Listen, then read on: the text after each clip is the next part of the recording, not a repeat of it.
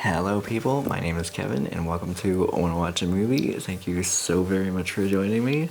I know my voice sounds really giddy right now because the live action trailer for Avatar: The Last Airbender on Netflix just dropped and oh my god, I'm so excited. I mean, I know they made enough like significant departures for it that the original creators left the project, so that I have doubts, but from the few promo images that I've seen, I am curious enough about it to be excited about it. I'll put it like that. I'm also wearing I know it's a little faded, but I'm wearing my Avatar: The Last Airbender shirt, and wait a sec. I just realized it's not in the order of the cycle. It's not in the water, earth, fire, air. It's not in the... That bothers me. I might have to get a new one just for that. Anyway, I'm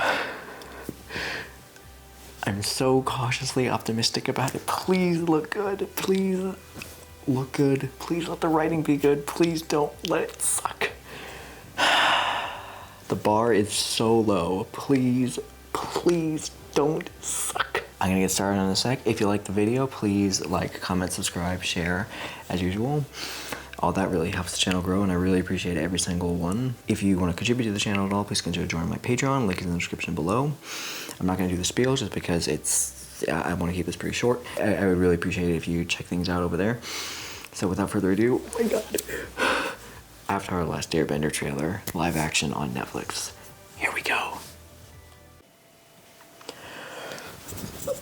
Okay, here we go. Press play now.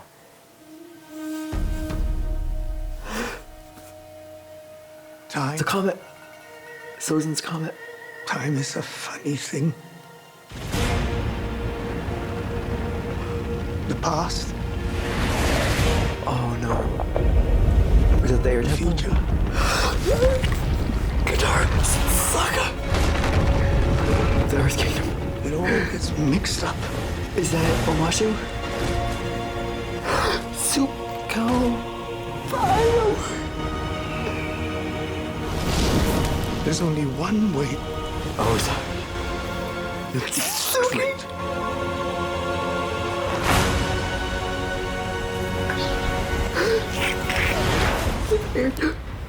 Always remember who you are.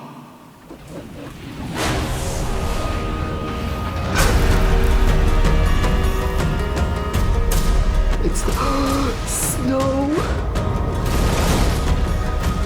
I see.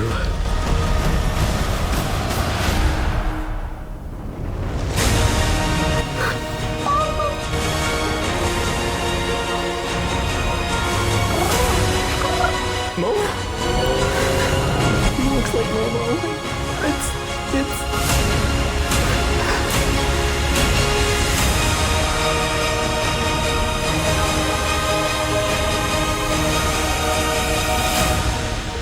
February 22nd, okay.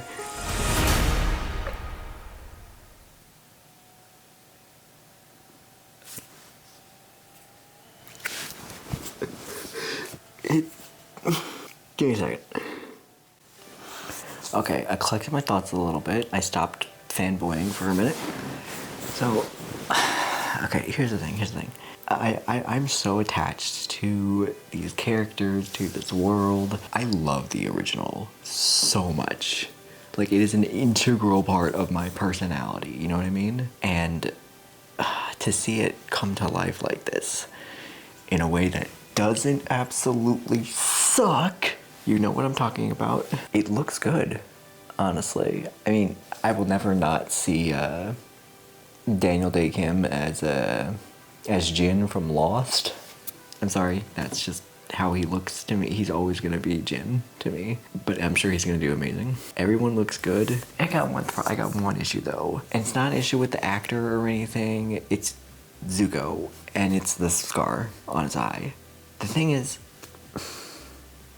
I understand the instinct to want to shy away from that, to shy away from the disfigurement, but you need to lean into that. You need to make it a burn scar and not just like light makeup. It needs to be like something that like impedes his vision or that like goes up into his hairline or something. It has to be off-putting because that's the point, isn't it? It's the point of the whole thing that this was a shitty, horrible thing that was done to this child, to a freaking child, by his shitty, abusive father. That's the point. It's supposed to be jarring to look at, you know what I mean? And I feel like if it's just like that little, like a dark patch there, I mean, it doesn't really do what it's supposed to do, you know what I mean? Like, it doesn't serve the narrative the way it's supposed to, you know what I mean? Also, like, I could be wrong about this. I mean, if there's somebody who, you know, has a more nuanced take in this, please feel free to go off in the comments. But I feel like for people with, you know, visible disabilities who have disfigurements, I feel like seeing that represented and treated with, you know, something other than disgust, treating it with humanity and, hang on a second, I gotta say this right, I don't want to fuck this up. I need a second longer to collect my thoughts on this. I feel like so often in film, and I say this with a caveat because I haven't seen like I haven't watched like old Bond movies, but my understanding is that like a lot of like Bond villains were like, they were like horribly scarred or something, and they turned into villains or something after they got disfigured. I don't know, again, caveat, I haven't seen the old Bond movies. Or that often in, you know, films and often in literature or in theater or something, writers use disfigurement or disability as a shorthand for this isn't a good person, or this shorthand for this person's not to be trusted or something like that, you know?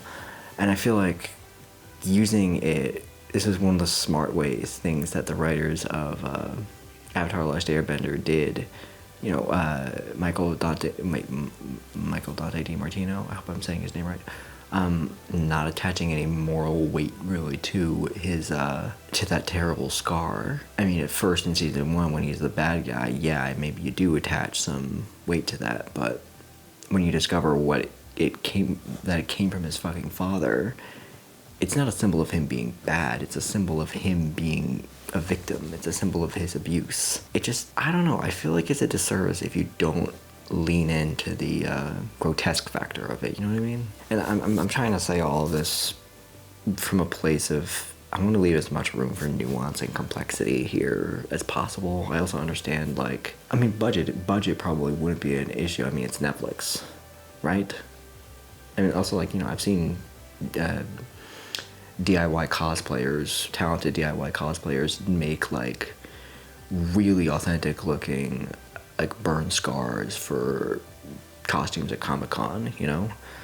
So like it's more than possible to make it happen. And again, none of this is me dissing the actor or anything.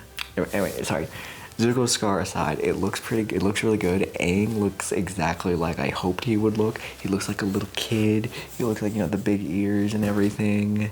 And the costume he's wearing is, I don't know, I kind of expected it to be a little bit more ornate, I'm not gonna lie. But I'm so glad it looks, you know, more true to the original show than it does to, like, you know, whatever that was that M. Night Shyamalan did. Katara and Sokka look perfect. Suki, the fact that she is even here is great.